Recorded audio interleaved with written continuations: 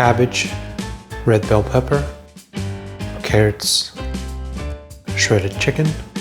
And we'll add about 2 tablespoons of soy sauce, 1 tablespoon of mirin, 1 tablespoon of rice vinegar, 1 teaspoon of sesame oil, 1 teaspoon of ginger and garlic.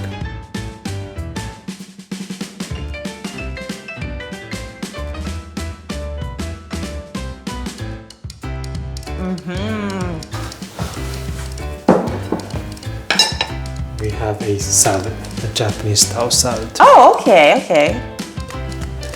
This looks good. So no burger? No burger. Okay. We're eating healthy.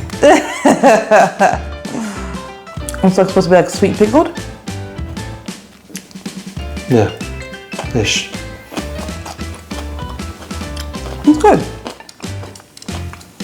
It's nice and colorful. So it's appetizing. Overall, this is a good dish. I like it as a side dish.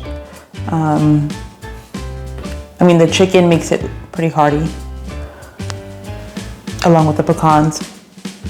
I like the crispiness of the vegetables and like the colorfulness. I feel like it's a nice summer dish. What do you think?